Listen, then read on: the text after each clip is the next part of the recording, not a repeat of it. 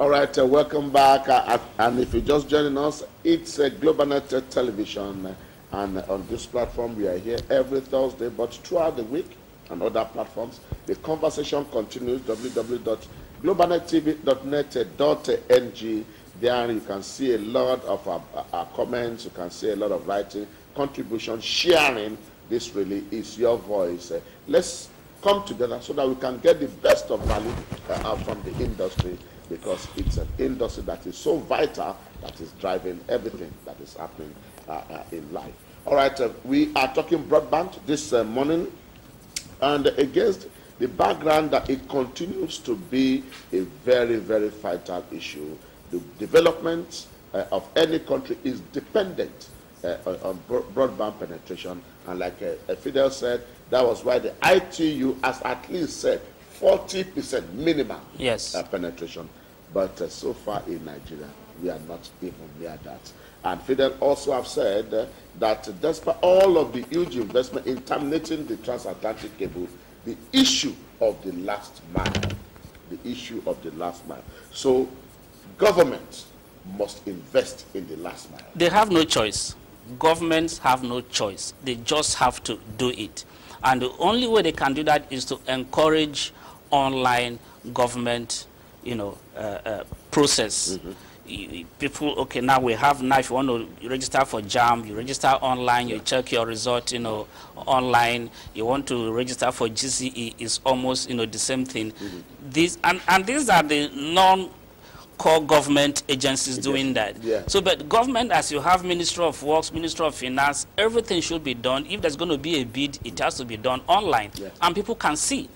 You are having your council meeting, all the documents should be online, and all ministers should have their own portal, and then everybody transacting there.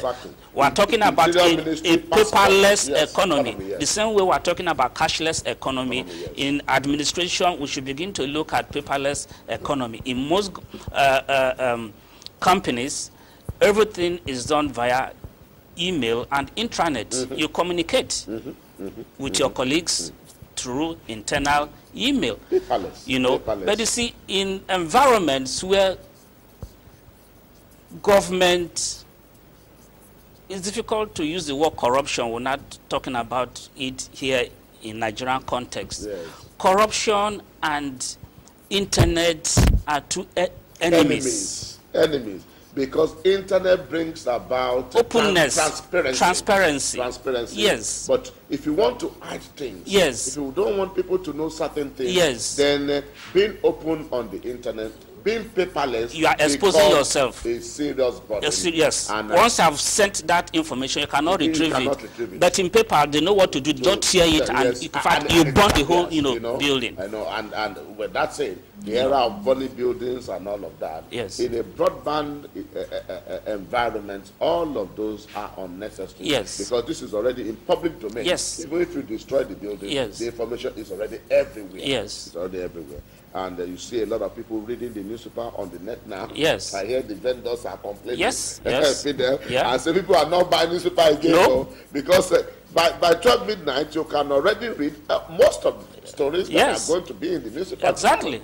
So it's that is the direction in which the world is moving. And Nigeria cannot be an exception. And the advantages is overwhelming. It's overwhelming. You can imagine doctors in the hospital being able to confer with themselves online, as they see, disease conditions and all of that, and ask for opinions of colleagues. Everywhere, all over the world. And we are indeed the beneficiary. We take another break, and this time around we share some of the things that are happening in the high-tech world. All right, welcome back. If you're just joining us, it's GlobalNet Television. On this platform, it's live, interactive, and we share and discuss. And throughout the week, like I said, www.globalnettv.net.ng. So much to talk about in the world of telecoms. This morning, we are talking broadband and the impact of broadband on the society. There is no other way for advancement and development except you are deploying, broadband. ITU says 40% penetration. Nigeria is not near that, and so a lot of corruption will still go on, a lot of things that are so inconveniencing so that somebody can just get something from the video. That is just the way to go, because I would expect that someday, somehow, either the president or the vice president will give out his email that, look, if you have issues Yes. about governance, email me. Yeah. If there is something you went to maybe a ministry and the minister has not performed, didn't treat you well, send me an email. You see how